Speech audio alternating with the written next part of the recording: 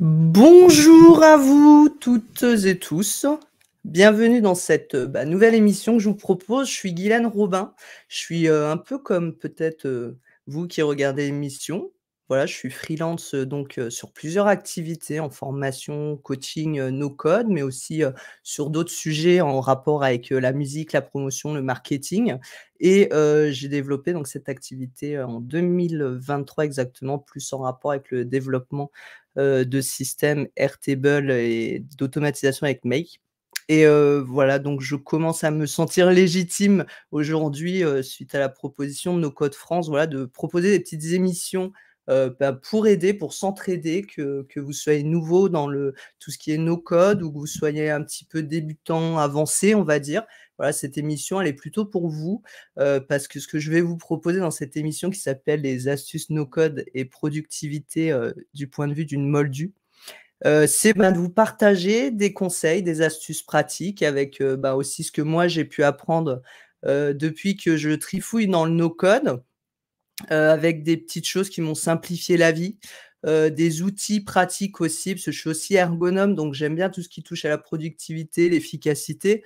Donc, cette émission, le but, c'est aussi de parler d'outils, qui vont vous aider sur tout ce qui est productivité, même si j'aime pas trop ce terme parce que ça veut dire beaucoup de choses et pas grand-chose. Mais en gros, vous simplifier la vie pour être plus efficace chaque jour et donc je vais partager, des outils comme, Calendly, Call.com. D'ailleurs, ça va être l'émission d'aujourd'hui et on parlera de Toggle pour gérer du temps. Enfin, je vais essayer un petit peu de démystifier tout ça, avec ce que moi, je sais faire aujourd'hui à mon niveau. Alors peut-être que certains qui participeront à l'émission sont déjà à un niveau plus développé, donc ça permettra justement de voir un petit peu, les astuces aussi de chacun. Mais le but, c'est de vous parler ici, en langage moldu. Alors pourquoi j'ai mis moldu? Alors pour la petite anecdote, je profite, voilà, le temps que les gens se connectent, de faire une courte présentation comme c'est la première émission en plus. Moldu en fait, c'est référence pour ceux qui connaissent à Harry Potter. Il y a Colitopar qui dit: «Le titre est intriguant». Bah, voilà, du coup, c'est pour ça que j'essaie d'expliquer. Bonjour Pierre, c'est sympa de venir. Bonjour Arnévilis, c'est Mathieu. Alors moldu, pourquoi moldu? Alors c'est vrai que si vous connaissez pas Harry Potter, vous savez pas ce qu'est un ou une moldu. En fait, je trouvais sympa d'utiliser ce mot, parce qu'en gros, dans le monde d'Harry Potter, hein, pour ceux qui connaîtraient pas, on sait jamais Harry Potter, c'est un magicien en fait, qui est dans une école de sorciers et qui côtoie des sorcières, des sorciers, et qui évolue dans ce monde entre le bien et le mal et donc dans ce monde, il y a des gens qui sont magiciens. Et il y a des gens qui sont des moldus. Donc c'est des personnes qui n'ont pas de pouvoir magique et qui ne sont pas nées dans une famille magique. Et et en fait, du coup, moi, je me considère un peu comme une moldue dans le domaine du développement informatique. Parce que même si on parle de no code, pour moi, c'est quand même du développement, puisque c'est du développement visuel, c'est de la programmation visuelle au final et derrière, il y a du code. Donc il y a toujours cette histoire, dans la guéguerre code, no code, enfin bon. C'est pas le sujet ici, mais même si j'ai eu un bac informatique il y a très longtemps, que j'ai travaillé sur, sur des bases à l'époque, j'avais fait du Excel, des macros, du Access et cetera. C'est vrai que du coup, je me considère pas, je suis pas ingénieur informatique ou développement web et cetera, donc je suis un peu une moldue. Mais comme beaucoup au final, dans les personnes qui découvrent et qui arrivent sur le no code un peu sur le tard comme moi, on n'est pas forcément d'une formation, dans le domaine informatique, ingénierie et cetera et donc on est un peu des moldus. On n'a pas ce pouvoir magique et on n'est pas né dans cette famille magique, on va dire et le but, justement, c'est, de montrer, voilà, des erreurs qu'on peut faire quand on est un peu, moldu. Heu et de montrer des erreurs qu'on peut faire parce que je vais peut-être faire des erreurs devant vous. C'est un petit peu aussi, le live là, c'est un peu la sortie de zone de confort parce que je vais sûrement me planter aussi. Mais justement, cette émission, le but, je me suis dit, c'est quand même de rassurer aussi les débutants, de montrer qu'on apprend toujours dans un process continu et que, du coup, vous allez voir un peu aussi ma progression, des choses que j'ai appris, des choses qu'on va peut-être apprendre ensemble parce que peut-être dans les commentaires, il y a des gens qui seront, comme je disais, plus expérimentés, qui diront: «Bah non, tiens, tu as telle astuce qui permet d'aller plus vite» et c'est voilà et l'objectif, c'est le langage moldu aussi, c'est-à-dire que je vais essayer de pas utiliser trop de termes techniques, même s'il y a des termes qu'il faut connaître. Je vais essayer de parler vraiment, comme quelqu'un qui découvre un peu le no-code, qui ne sait pas ce que sont des variables, des modules, des items et cetera. Pour expliquer un petit peu les choses et voir, bah, que c'est accessible à tout le monde avec des scénarios, on va dire, assez simples pour commencer. Colis Topard qui me dit: «On ne s'est jamais croisés». Alors où est-ce qu'on s'est pas croisés? Tu veux dire sur le groupe, No Code, ou ailleurs en vrai peut-être? On est de la même région, je suis dans le nord-est. D'ailleurs ça gèle, je sais pas chez vous là, mais ça gèle. Bonjour Olivier, ingénieure informaticienne. Alors tu m'as mis chante, alors je pense que tu as un air dans la tête, mais alors je vois pas c'est quel air que tu as dans la tête. Je veux bien que tu me donnes. Oui, si vous avez pour ceux qui auraient pas remarqué, je suis musicienne également. Bonjour Mehdi. Alors, je vous avoue que cette, 1re émission bonjour Didier. Je vous avoue que cette première émission, je ne sais pas, si j'arriverai à vous montrer tout ce que j'ai prévu, parce que j'ai préparé quand même un minimum, hein. Faut pas rigoler quand même, hein. C'est pour No Code France, donc il faut quand même que ce soit un peu bien. Heu, Olivier qui me dit: «Il y a une célèbre chanson sur les ingénieurs informaticiens». Je ne connais pas, tu vois? La moldue que je suis ne connaît pas cette chanson. Alfred qui me dit: «Mais bravo pour ta première. Merci beaucoup, merci pour vos encouragements».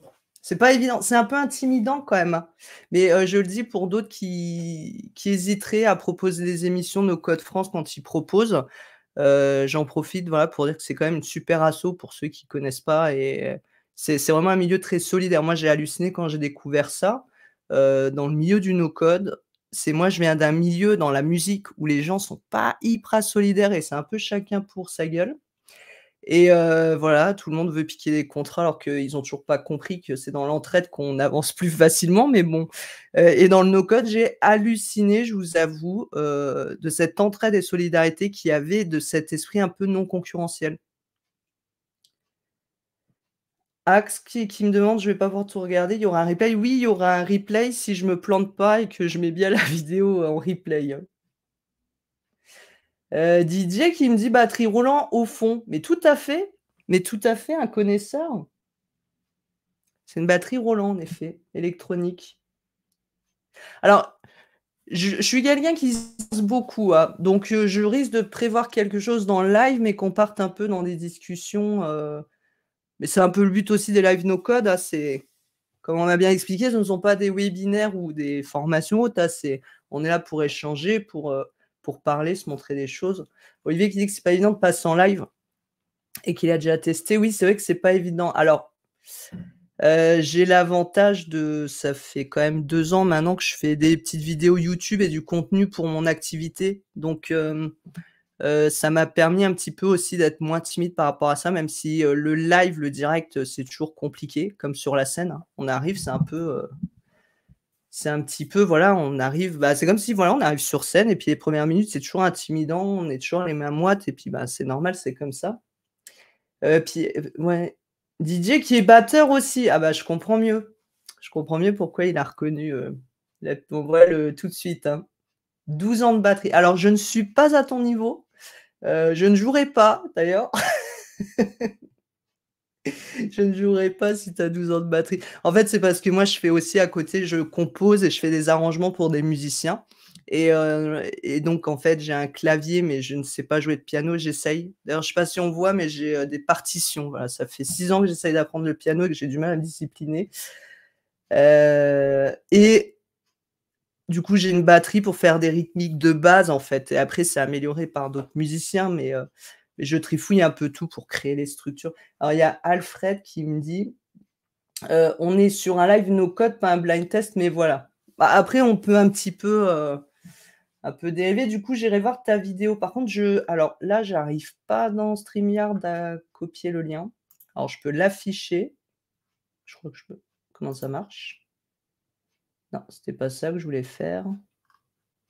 C'est le premier, hein, donc je vais peut-être, avoir des petites, cacouilles qui arrivent, hein.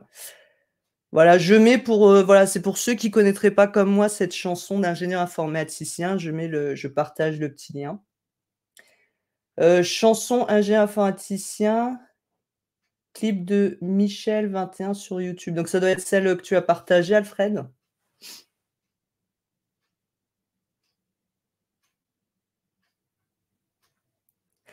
Pierre qui dit, «Ça dépend de la pratique. Pendant cette durée, je suis guitariste depuis 16 ans, mais pas très assidu et je suis pas bon».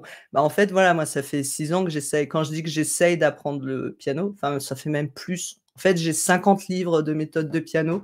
Je me motive pendant un mois, je me discipline, bosser 1/4 d'heure, 20 minutes tous les jours. Je suis content, je dis: «Ah ouais, ça marche». C'est vrai que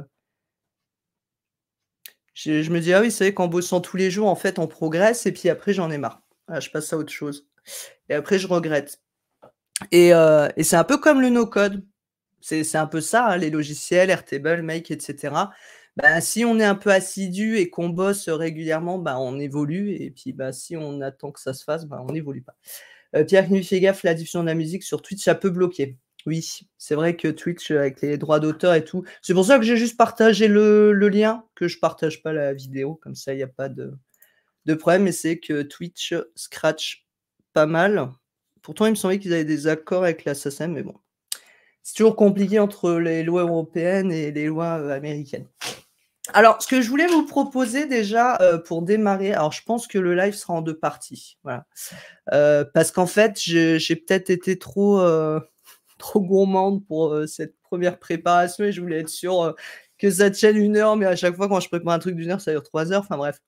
Ce que je voulais vous parler aujourd'hui, c'était de l'utilisation, parce que je vois beaucoup de monde qui en parle et qui ne sait pas toujours quel outil utiliser pour gérer ses réservations en ligne et donc je voulais parler d'outils comme Calendly, qui est le plus connu, il y a Call.com et puis il y a une autre aussi alternative qui s'appelle,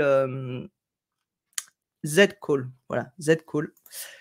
Et en fait, j'avais préparé un petit comparatif, donc on va démarrer après ça et du coup, je pense que dans l'émission là et si on n'a pas le temps dans l'émission, du mois prochain, je vais vous montrer on va commencer à créer un événement. Moi, je vais vous montrer surtout sur call.com, comment créer facilement un événement pour gérer des rendez-vous.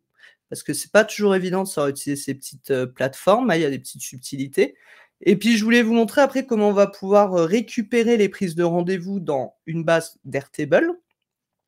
Pour pouvoir gérer, voilà et classer tous ces rendez-vous et facturer et cetera et ensuite alors je vais pas montrer la partie facturation tout ça, mais pour comment récupérer l'info et comment on va pouvoir la traiter et après, je montrerai, ben, une fois que la base elle est faite, on passera à la phase d'automatisation où je vais vous montrer comment moi j'ai connecté, tout ça avec Make, pour, du coup, bah, ensuite, récupérer l'information sur Airtable de Calendly et puis, comment un petit peu classer, cette information. Alors en plus, j'ai mes anciens scénarios dans Make que j'avais fait, pour Calendly aussi. Donc on va pouvoir regarder un petit peu les 2 et puis je vais vous montrer un petit peu des difficultés que j'ai pu avoir en faisant ces scénarios.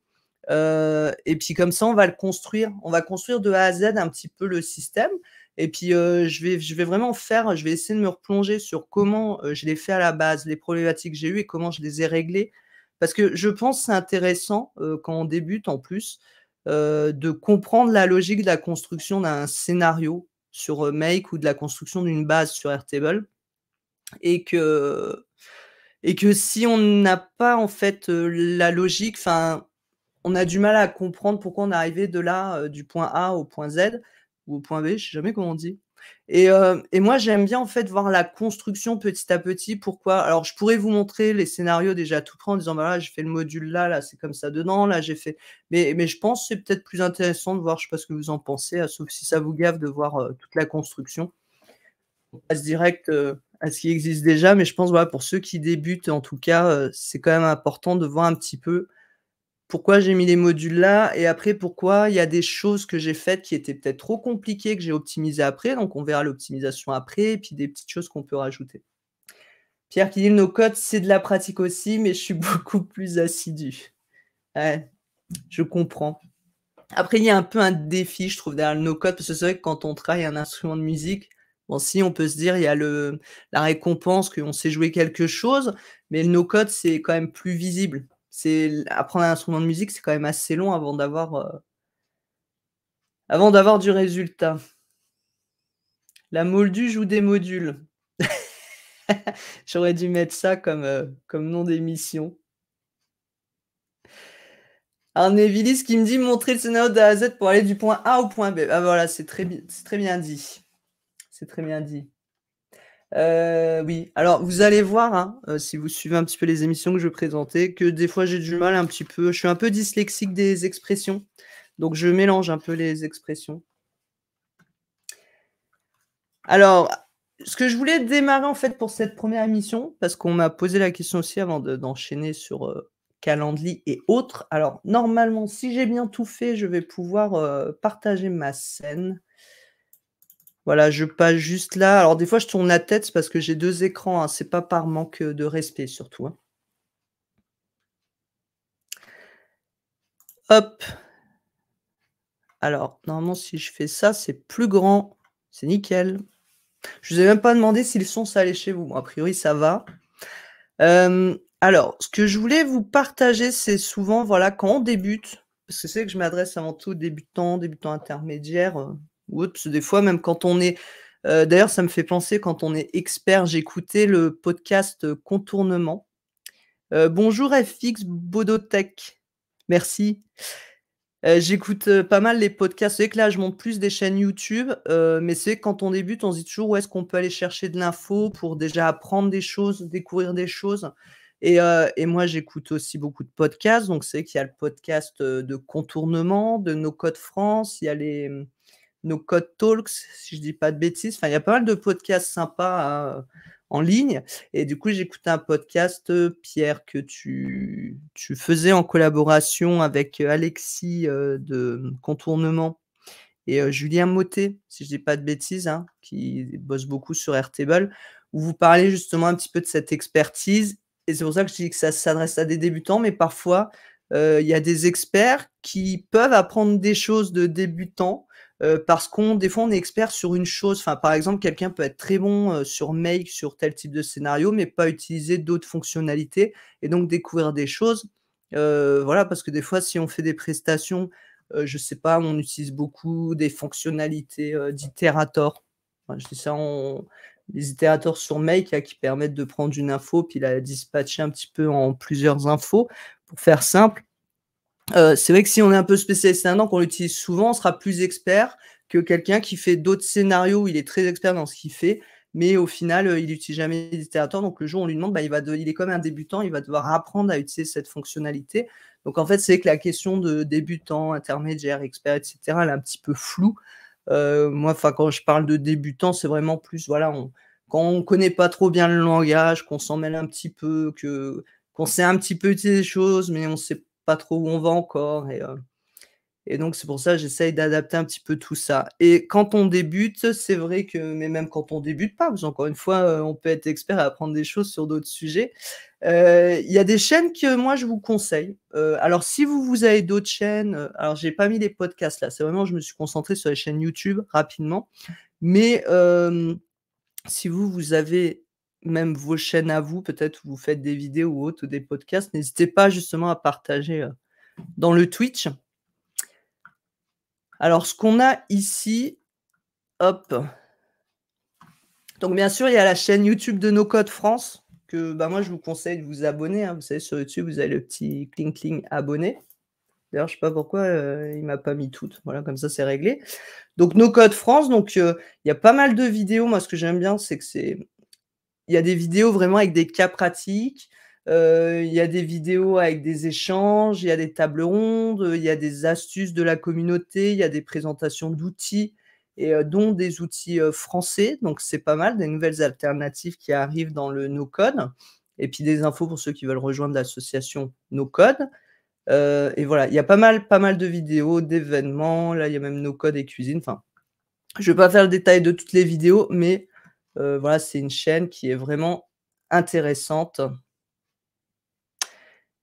Bienvenue Claire sur Twitch. Oui, vous pouvez aussi vous abonner sur Twitch, hein. Vous savez que comme je passe par, StreamYard, j'ai pas l'impression d'être sur Twitch, mais vous pouvez aussi vous abonner sur la chaîne Twitch, vous avez les directs et donc en général, les replays sont sur la chaîne, YouTube pour ceux qui posent la question et sur Twitch pendant un petit moment, je ne sais plus combien de temps. Une autre chaîne que je vous conseille quand vous débutez, Vous la connaissez peut-être, son nom, enfin, il a réussi quand même à pas mal démocratiser, vulgariser sur, YouTube, tout ce qui concerne le no-code, l'automatisation et cetera. C'est Shubham Sharma. J'espère que ça se prononce comme ça. Donc, voilà, vous avez des vidéos très simples aussi pour apprendre c'est quoi une API.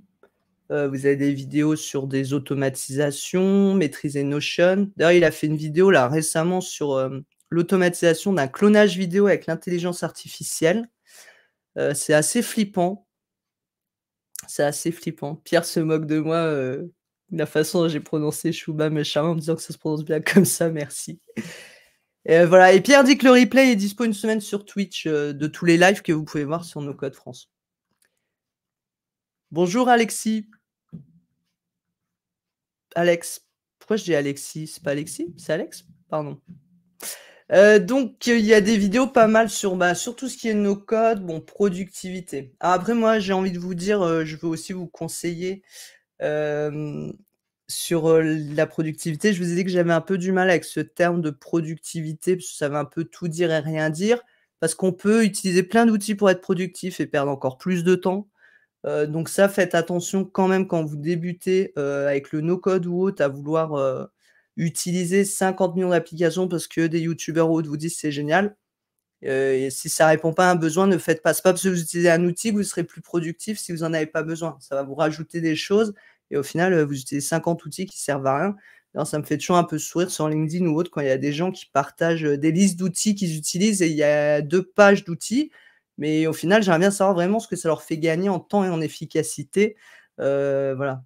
Parce qu'on peut très bien dire, «Je suis productif parce que je viens au travail, de 7 heures à 20 heures, et j'utilise 50 outils, alors j'ai l'impression d'être productif», mais en fait, est-ce qu'on est efficace derrière? C'est ça vraiment la productivité, hein.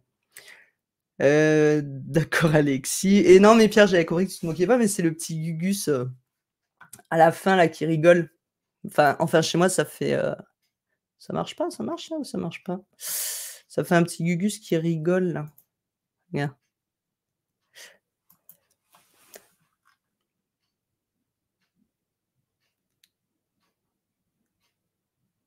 N'est pas non plus de contournement. N'importe quoi. Heu, alors une autre chaîne que je vous conseille quand vous débutez aussi ou que vous voulez développer des choses sur certains sujets, c'est Airtable Facile. Donc c'est, une chaîne je ne sais je Florian, voilà, c'est Florian qui est aussi, sur le Slack de No Code France, qui fait beaucoup alors lui sa spécialité c'est, vraiment Airtable. Donc, il y a des vidéos qui datent un petit peu, mais elles sont vraiment, vraiment sympas. Il y a pas mal d'exemples. D'ailleurs, pensez avant février à changer votre clé API. Je fais une petite vidéo aussi sur ma chaîne YouTube au cas où, là-dessus. Bah, tiens, on parlait de contournement. Une autre chaîne que je vous conseille, hein, c'est bien sûr la chaîne de Contournement, qui est aussi un organisme de formation, dans les applications web mobiles no code. Alors, il y a beaucoup de vidéos justement, dont un atelier, je fais un petit instant pub, mais parce que je trouve ça super intéressant. C'est la première fois que je vois parler de l'intelligence artificielle de façon, pas trop marketing. Enfin, je sais pas comment dire, moi, c'est ce que j'aime bien avec vous, Contournement. Et No Code France, ce que j'aime bien, c'est que c'est pas du bullshit et voilà, là, c'est comment utiliser ChatGPT 4, en plus sans compte. ChatGPT, alors que tout le monde dit: «Oui, il faut acheter le compte pour faire ci, ça» et eux, ils démystifient un petit peu tout ça et j'aime bien. Moi, j'ai hâte de rejoindre l'atelier d'ailleurs, pour apprendre tout ça. Donc il y a pas mal de choses, vous voyez, il y a des vidéos sur Airtable pour, faire des bases de données. Moi, j'ai commencé en tant que débutante et moldue, du no-code, j'ai beaucoup commencé à apprendre avec cette chaîne, celle de Shubham, enfin les chaînes que je vous montre là, en fait, principalement. Parce que je galérais là, par exemple, pour générer, les factures. Cette vidéo, j'ai dû la mater en boucle, pour comprendre. En plus, je démarrais vraiment sur le sujet, je comprenais rien au langage.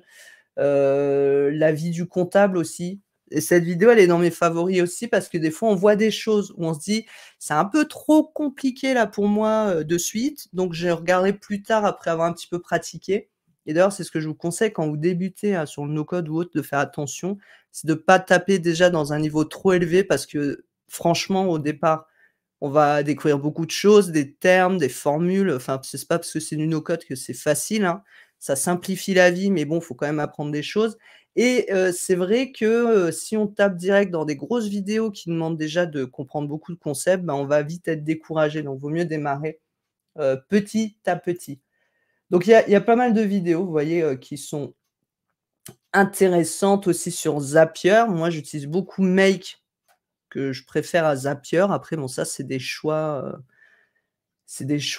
sur Notion aussi, vous avez plein de vidéos, sur Make, il y a des matinales des ops, donc ça, c'est ce que vous retrouvez aussi sur la chaîne, No Code France.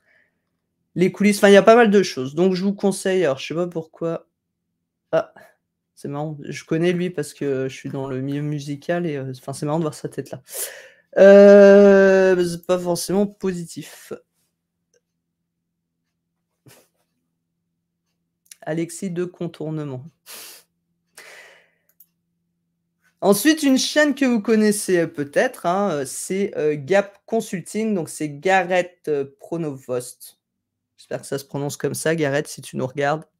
Voilà, et j'ai énormément appris aussi avec lui. Ses vidéos sont très didactiques, il y a des super tutos. Bon, faut aimer l'anglais, mais après bon, il y a du visuel aussi, donc on comprend pas mal de choses et donc lui, sur sa chaîne, bah, on retrouve, pas mal de playlists, sur, des automatisations Make, tiens, des alternatives. Ça va faire plaisir à la spécialiste no code, Coda, spécialiste Coda, heu et j'ai un trou là, dis donc, alors que je la suis sur LinkedIn et partout et qu'elle m'a appris pas mal de choses dans les lives, sur Airtable.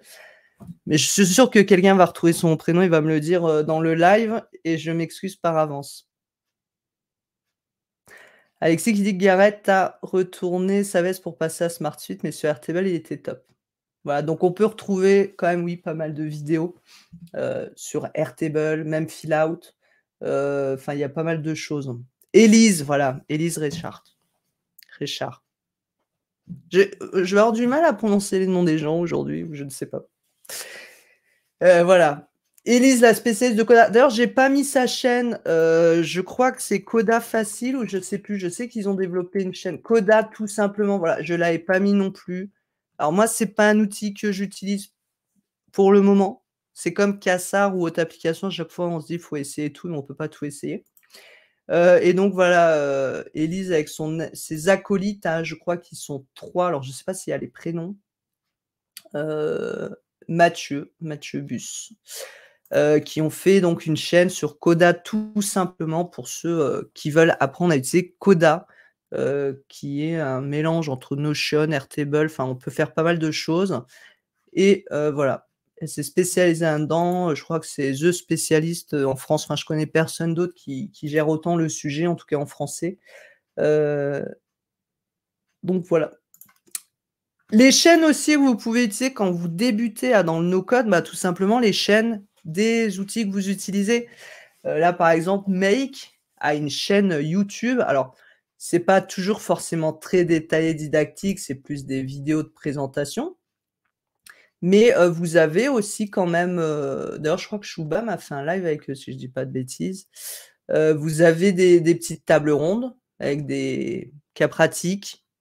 C'est en anglais, mais bon, avec YouTube, on peut sous-titrer maintenant, donc ça pose pas de souci et il y a quand même quelques petites explications. Vous voyez, trigger et fonction, ils vous montrent un petit peu comment utiliser, voilà, les scénarios input, comment comprendre, voilà, vous voyez, si c'est, à la demande, si on démarre des scénarios de suite, donc ça, on verra dans des exemples aussi, mais comment on peut, faire des, automatisations de factures avec Xero. Alors moi, j'utilise pas Xero, mais il y a des gens qui l'utilisent. Donc voilà, Facebook, Leads. Alors ça date un petit peu, hein. Ils sont pas très productifs en vidéo, hein. Automatisation Airtable Make. Donc il y a pas mal de petites vidéos et d'ailleurs leur aide Make, et leur, site, l'aspect communauté est assez bien fichu aussi et puis il y a les formations, hein. Il y a les formations, Make Academy aussi où vous pouvez apprendre beaucoup de choses, hem, en vous connectant aussi avec un compte directement, sur Make si vous avez. Donc, vous avez plein de vidéos, sur, enfin là, bah, c'est le dernier que j'ai fait. Je me suis amusé à les refaire, j'ai appris quelques trucs quand même et je sais même je me dis que j'aurais dû le faire avant. parce que je fais pas mal de formations sur le sujet et puis vous allez être plus poussé à ces make, partenaires, mais bon, ça permet d'apprendre, aussi, et il y a des cours donc un peu plus poussés ici sur, l'utilisation de make de niveau basique, fondation, intermédiaire et moi, comme Pierre, hein, j'ai terminé le level 3, donc je suis plutôt fier. Même si voilà, j'ai terminé le level 3, mais c'est comme on parlait tout à l'heure avec les experts ou autres. C'est pas pour ça que je me considère experte, sur ce niveau intermédiaire parce qu'il y a des fonctionnalités que j'utilise très peu. Donc je sais à quoi elles servent, mais en pratique, je les utilise très peu. Ensuite, les 2 dernières chaînes que je voulais vous conseiller, alors moi, elle, je l'ai découverte il y a 1 an environ, même pas, Claire NoCode qui est plutôt connue aussi. Alors ça, c'est plus pour ceux qui utilisent Notion. C'est vraiment the spécialiste Notion aussi, un peu comme Shubham, mais j'aime bien la façon dont elle présente les choses. Claire, qui a fait une interview d'ailleurs pour No Code France, si je dis pas de bêtises. Donc en ce moment, je suis à fond, je réécoute tous les podcasts. Donc par contre, c'est dommage, il y a pas trop de playlists là. Un petit peu d'optimisation sur la chaîne et donc voilà. Elle fait aussi donc du Zapier, du Make et donc elle montre pas mal de choses donc c'est intéressant pour ceux qui veulent développer un peu plus sur Notion et puis, bah, pour terminer, je pense que lui, tout le monde le connaît aussi dans No Code France, Lilian Sevoumian. Alors j'espère que je l'ai bien prononcé aussi son nom de famille, qui lui, c'est the spécialiste, Make. J'ai beaucoup appris aussi avec lui. Donc il a pas mal de vidéos, où il montre alors c'est des fois un peu plus, déjà un peu plus intermédiaire avancé, mais c'est vraiment, ça permet de voir l'utilisation parce que lui, il va vraiment trifouiller, il est un petit peu, hors circuit, enfin je le vois un peu comme ça, il va trifouiller jusqu'à toutes les possibilités que propose, la plateforme Make. Enfin lui, il la connaît, jusque dans le code infini quoi, j'ai envie de dire et j'ai appris beaucoup de choses avec lui, entre autres l'utilisation et ça, je vous montrerai quelques utilisations parce que quand on démarre, moi je trouve que c'est hyper important ce genre de fonction dans Make, les set variables, le petit JSON parce que moi franchement voilà, en tant que moldu, je vois des vidéos comme ça où on parle de JSON et tout. Oh, moi je sais pas du tout ce que c'est, même quand on me donne la définition du JSON, enfin c'est pas quelque chose que je perçois, réellement, mais je l'utilise depuis quelques semaines, parce que j'ai enfin capté un peu l'utilité, j'ai mis du temps. Même des fois en se formant, on met du temps à capter un petit peu l'utilité, puis c'est en voyant des cas pratiques. Moi, c'est vrai que j'apprends beaucoup. Alors, il y a des gens qui apprennent beaucoup d'eux-mêmes quand on fait du no-code ou qu'on débute, qui arrivent en fait à se faire leur propre cas pratique et il y a les gens comme moi, je ne sais pas si vous en faites partie, où j'ai besoin de voir les autres pratiquer et faire pour comprendre, la logique et après je vais pratiquer et faire et des fois je vais re-regarder pour recomprendre une fois que j'ai pratiqué. Alors peut-être j'ai un temps d'apprentissage un peu plus long, mais moi j'ai un peu ce fonctionnement-là et j'ai besoin en fait qu'on me propose presque les cas pratiques. Enfin, ça ne me viendrait pas, de moi-même de dire: «Tiens, je vais tester telle ou telle chose», sans partir de rien. Alexis qui dit: «C'est pas évident, mais le JSON, c'est fondamental pour travailler avec des API notamment» et moi, c'est vrai que j'en suis pas encore, au niveau de praticité, forte pour les API. Alors le JSON aujourd'hui, je l'utilise, on verra dans des petits cas pratiques, je l'utilise surtout, pour éviter de relancer toujours des modules. On va le voir par exemple, avec call.com ou Calendly, pour éviter à chaque fois de refaire une demande, d'invitation, sur la plateforme pour la recevoir dans Mail pour faire l'automatisation. Pierre qui dit: «Ça aide aussi beaucoup à comprendre la donnée qu'on manipule dans Make». Tout à fait et je crois que quand on débute, il y a des termes comme ça aussi comme, des termes assez simples comme les arrêts, enfin c'est simple. Moi les arrêts, j'ai mis 10 ans à comprendre, enfin j'arrivais pas à visualiser, enfin à construire mentalement ce qu'était un arrêt. Parce qu'on me disait: «C'est un tableau», mais moi un tableau, c'est des colonnes et des lignes, les unes en dessous des autres et là en fait, on me présentait un truc, plutôt à la verticale au lieu de me le présenter à l'horizontale. Moi j'ai besoin de schématiser. Vous pouvez le faire ça aussi quand vous débutez, que vous avez du mal à comprendre quelque chose parfois. C'est peut-être de le schématiser sur papier pour le transformer avec vous, la visualisation que vous en avez pour comprendre après, comment les données, elles vont fonctionner les unes entre les autres. Et ça, c'est vrai que ça peut être utile parfois de reprendre un petit crayon, un petit papier et de schématiser ce qu'on comprend pas même quand on travaille sur des scénarios ou autres ou une base de données, moi je sais que j'ai tendance, j'ai plein de cahiers, devant moi, vous verrez mon bureau, mais j'ai plein de cahiers partout. J'ai même des feuilles volantes que j'utilise jusqu'à la fin, des feuilles imprimées que j'utilise, les recto verso, j'en ai partout, pour gâcher le moins possible. Mais c'est vrai que, du coup, de tout schématiser, même quand on construit une base de données, des tables, des liens, des liaisons entre les choses, j'ai même un petit tableau blanc des fois qui m'aide pour, schématiser les choses. Je pense que c'est super important. FX qui dit: «Le problème, c'est que c'est des termes anglais, vivement le nocoglossaire», Alexis. Ouais, un petit appel, pour toi Alexis, le nocoglossaire. D'ailleurs le livre aussi, je fais un petit peu de pub, mais je trouve que c'est important parce que c'est pas de la pub, c'est du conseil, dans le sens où, voilà, les gens qui débutent et on le voit sur Slack ou autre, sont toujours en train de rechercher de la documentation, même si on se forme. Moi, je sais que j'aime beaucoup, lire beaucoup de choses, parfois faire plusieurs formations, heu, donc ça, je pense, c'est important pour bien capter l'essence des choses et comme là, dans les vidéos, en fait, qui sont proposées dans les lives, parfois, on peut vous parler des mêmes choses, mais avec des langages différents et c'est vrai que ça peut être pratique. Et donc un livre pour ceux qui débutent dans le no-code, Alexis, tu as bien fait de venir, que j'ai terminé de lire là, il y a juste avant Noël, qui est No Code, la nouvelle génération d'outils numériques. Alors je crois que vous allez sortir une nouvelle version, je sais pas quand, c'est ce que j'avais lu sur le Slack.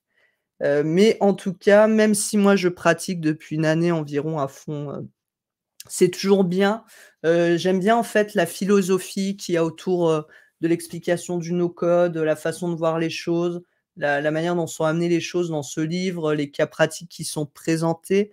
Je trouve que ça permet quand même d'avoir une bonne idée de ce que c'est le no-code et je pense que tous ceux qui se posent des questions, sur par exemple, enfin on voit souvent sur Slack et moi-même j'ai posé ces questions parce que quand on débute, on pose tous ces questions de comment, on devient product builder ou on travaille dans le no-code ou ceci ou cela. Je pense qu'avant de se poser des questions, c'est important de lire ce genre de livre pour déjà comprendre ce qui est vraiment le no-code et justement d'avoir tous ces cas pratiques, ces exemples d'applications et pour moi, c'est important.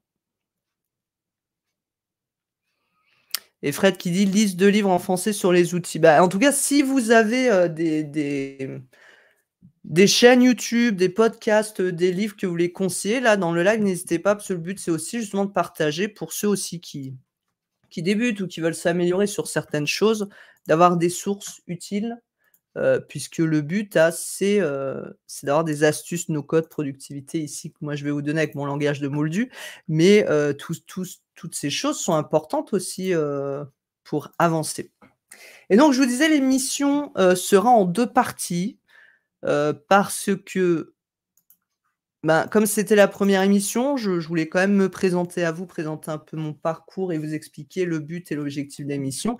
Et puis, ben, on va commencer, donc l'émission sera tous les mois, normalement le deuxième. Ah non, je dis une connerie. Le troisième mercredi de chaque mois. Je sais pas pourquoi je fais le troisième. En plus, j'aime pas les chiffres impairs. Bon, c'est pas grave.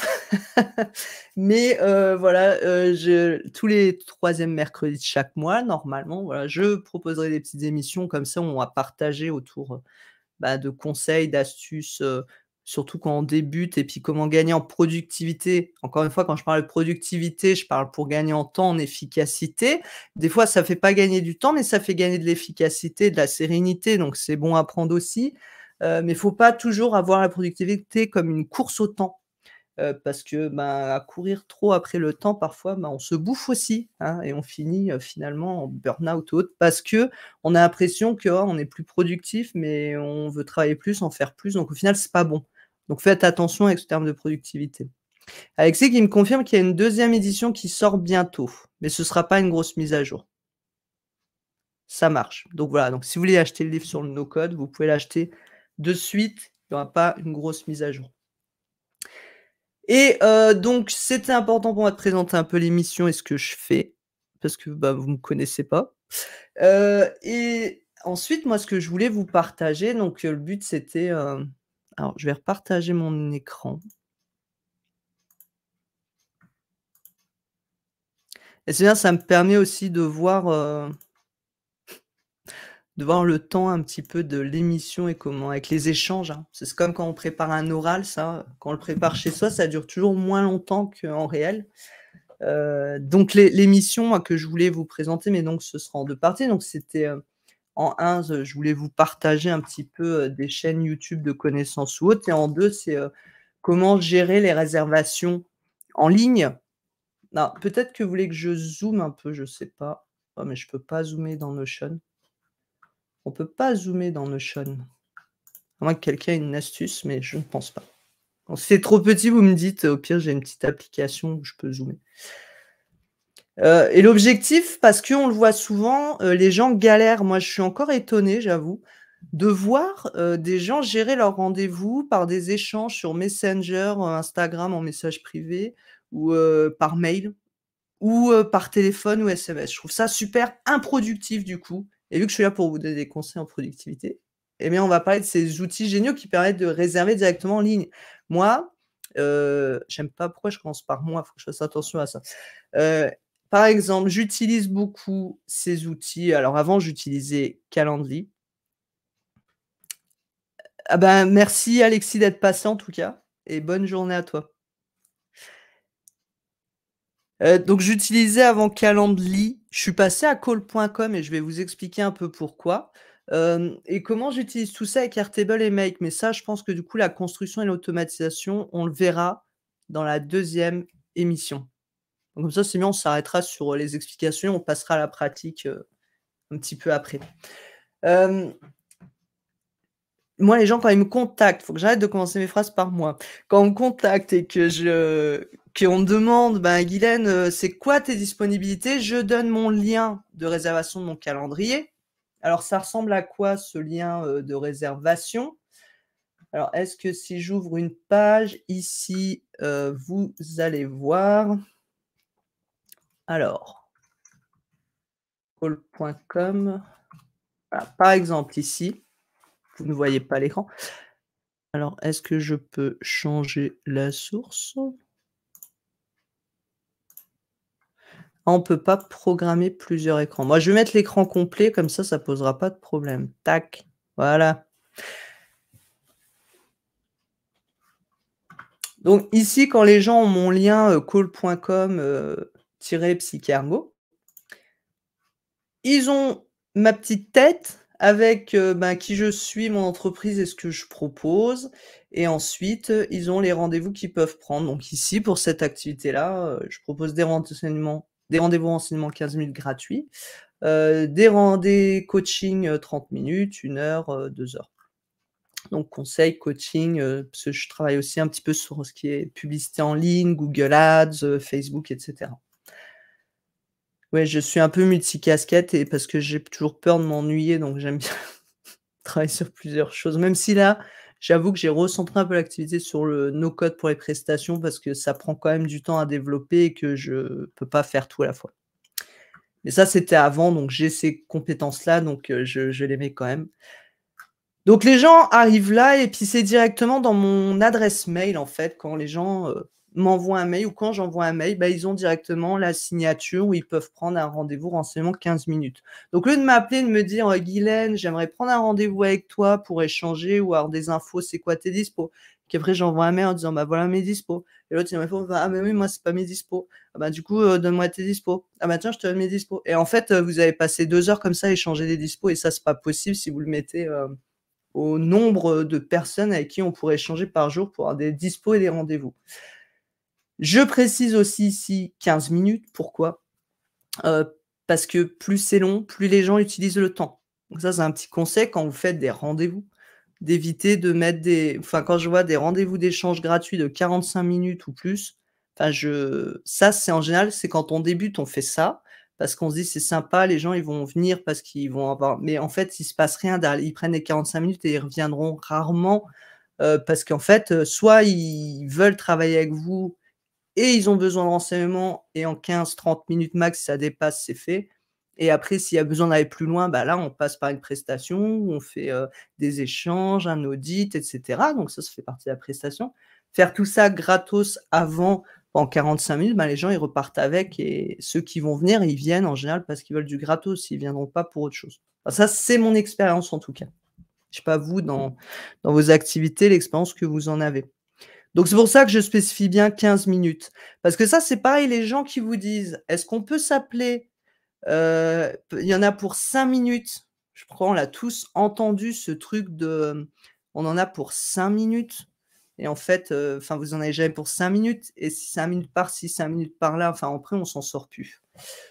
Fred qui dit: «En cas d'annulation ou de report, email pour prévenir pour les 2 parties, message de rappel du rendez-vous automatique».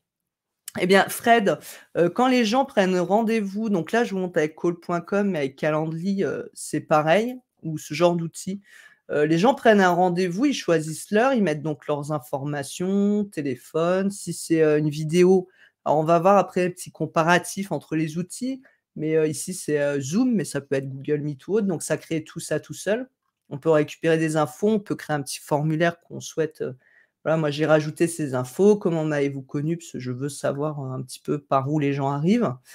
En quoi consiste le rendez-vous? C'est important aussi, parce que parfois il y a des gens, enfin pour l'autre activité musicale, j'ai même mis aux gens qui cochaient bien, où on en arrive des fois, ils cochent pour dire: «J'ai bien compris que cette prise de rendez-vous n'est pas un coaching gratuit». Parce que les gens, ils m'appellent, en fait, ils attendent déjà la solution. Je fais: «Non, c'est des rendez-vous, c'est pas un coaching».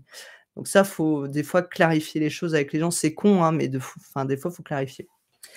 Donc du coup, Fred, pour répondre à ta question, en cas d'annulation, de report, bah, c'est automatique. Si toi, tu annules ou tu reportes, alors du coup, bah, je j'ai prévu un petit peu une grille pour montrer les choses, mais je l'adapte par rapport à vos questions, hein. Donc peut-être qu'il y a des choses que j'avais prévues qu'on verra après, on va le voir là pour répondre à la question. Donc sur call.com, en fait, on va accéder à l'application et ici, donc j'ai dans mes réservations, donc là, je suis sur l'autre activité, vous voyez, j'ai d'autres types de rendez-vous que j'ai créés. Dans les réservations, en fait, moi, je peux annuler, je peux modifier, replanifier, je peux demander une replanification et en fait, à chaque fois, je vais recevoir l'information et du coup, dans l'autre épisode, je vais vous montrer quand on automatise ça, comment on peut récupérer quand il y a une annulation, une replanification, comment on met à jour sa base de données avec ces infos-là et donc la personne reçoit des mails et on a ce qu'on appelle des workflows qui sont des mails qu'on envoie aussi à l'inscription ou autre. Fred qui me demande: «Hébergement du calendrier de rendez-vous et cybersécurité». Je ne sais pas. C'est-à-dire? Tu veux dire, est-ce que c'est, les infos qui sont dans la plateforme sont sécurisées? Bon, j'espère que oui. Alors, je vous avoue que je suis pas une grosse spécialiste des questions de cybersécurité ou de RGPD. Hem, Parce que déjà, je trouve que, en tout cas, le RGPD, c'est pas très clair. Comme beaucoup de lois françaises, c'est chacun la comprend comme il veut. L'hébergement cybersécurité, alors je ne sais pas. S'il y a un spécialiste ici, je veux bien justement savoir, bah, justement quand on débute ou autre, comment on vérifie qu'une application qu'on utilise, respecte un petit peu des critères de sécurité. Ça pourrait être une émission intéressante, ça, je ne sais pas si ça existe déjà. Ça a déjà été fait. Moi, j'ai pas les compétences et capacités pour vous répondre à ça, mais ça peut être une idée. Fred qui me dit: «Petit blagueur qui mélange les rendez-vous ou les annule». Tu veux dire qu'il y a des gens, toi tu as déjà vu des gens qui s'amusent, à annuler des rendez-vous, et les mélanger? Si tu peux juste me clarifier un petit peu ce que tu voulais dire, que je comprenne mieux. Donc sauvegarde implémentielle, je ne sais pas, Fred. Alors, je veux bien que tu me dises justement, Fred, comment justement quand tu utilises un logiciel, une plateforme, tu vérifies ces points-là, c'est super intéressant. Alfred qui dit: «En principe, l'éditeur indique sur son site, mais du moment où les serveurs sont hors UE». Oui, alors c'est pas forcément, c'est sur le stockage en fait, pour le RGPD que ça pose problème.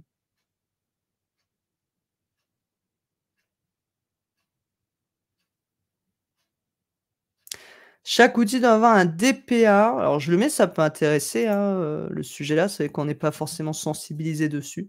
Chaque outil doit avoir un DPA, Data Processing Agreement, qui précise tout sur la sécurité. Eh bien, écoute, j'irai vérifier, parce que je t'avoue que je ne sais pas. Il faudrait que j'aille sur leur site, que je fouille ça, peut-être dans les conditions d'utilisation ou autre, je ne sais. Je t'avoue que je ne sais pas quand on va sur un outil comment on récupère ces fichiers ou alors faut leur demander. Je sais qu'Airtable là, il me semble que j'ai déjà vu ça sur Airtable, mais c'est intéressant. Merci Fred pour l'info.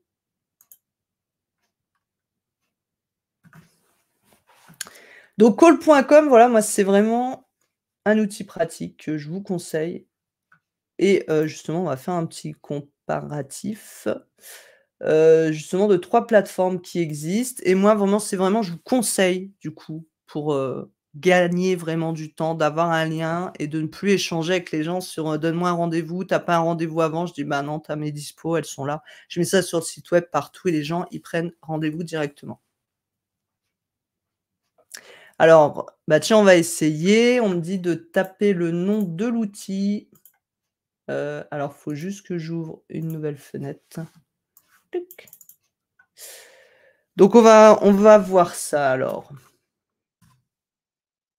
Donc le nom de l'outil, alors call.com DPA. Privacy Policy, c'est ça dans le DPA? Pour moi, ça, c'était la politique de confidentialité. Ah oui, comment ils collectent, sauvegarde et information.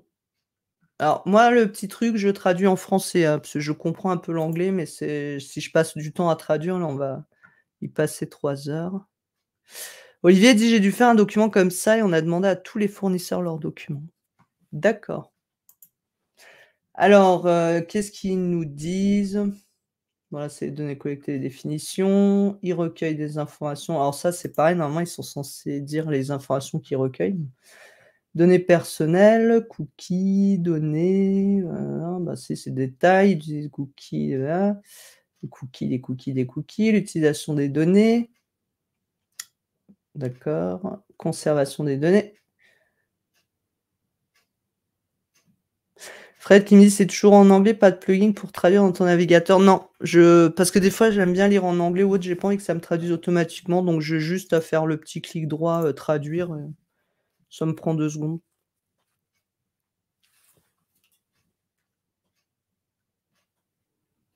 D'accord, Olivier qui conseille, de demander le contact direct ou le département et s'ils sont sérieux, ils ont une personne qu'ils appellent le DPO qui répondra.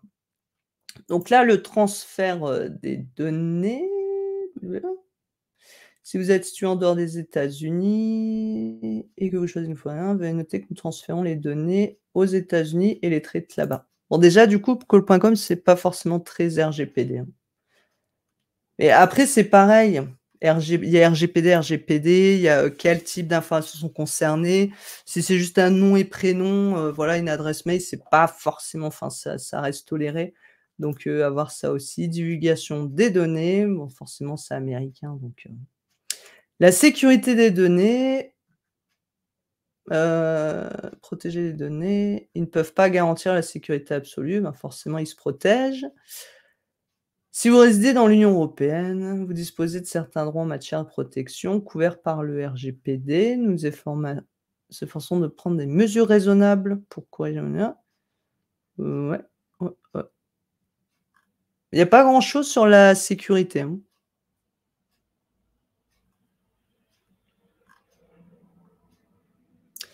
Protection des consommateurs, fournisseurs, analytics. Alors ils mettent hors UE. Pour les visiteurs en dehors de l'Union européenne, ils utilisent Google Analytics, donc sinon ils l'utilisent pas et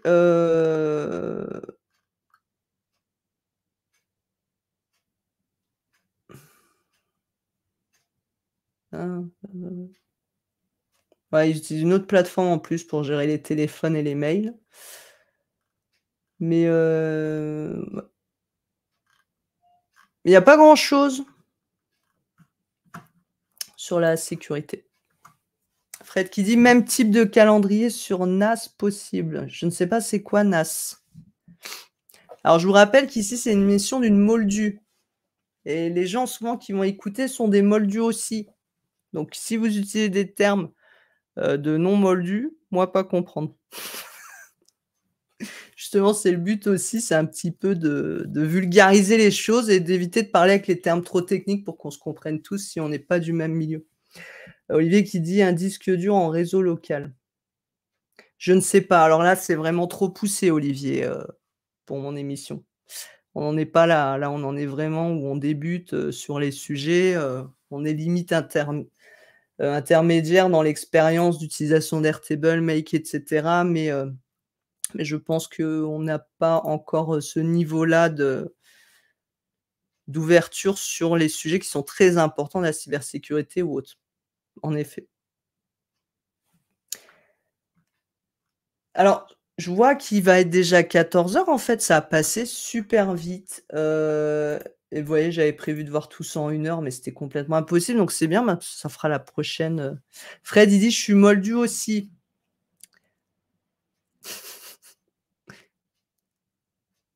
Bah, moi, je savais pas ce que c'était un NAS. Disque dur en réseau local. Mais ça veut dire quelque chose, c'est un acronyme ou c'est juste NAS, ça s'appelle?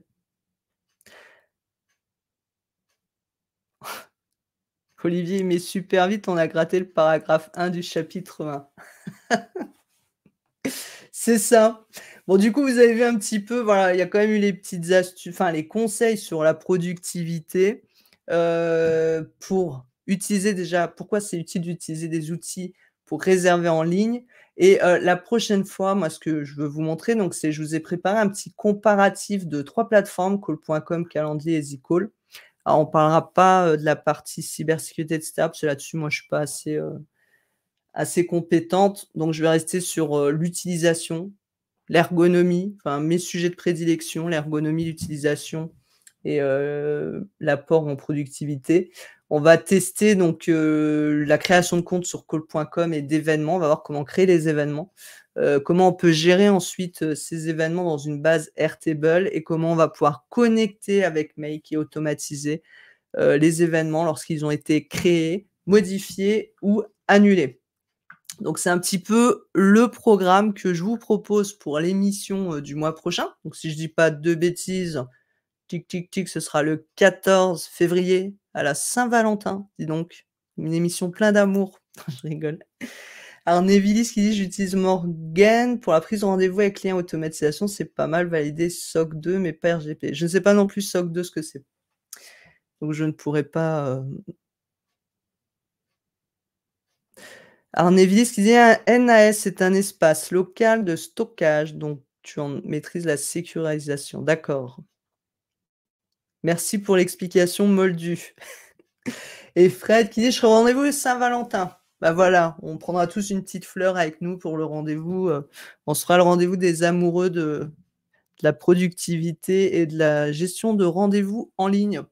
Bah, en tout cas, je vous remercie, à toutes et tous. Alors je regarde juste que j'ai rien oublié, de vous dire. Faut que je fasse attention aussi, de bien faire pour qu'il y ait le replay.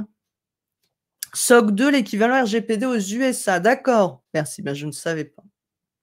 Merci Pierre, merci Olivier, merci à tous et toutes et tous. Je sais pas s'il y a beaucoup de femmes, c'est vrai qu'on n'est pas forcément beaucoup de femmes, hein, même si, elles se cachent.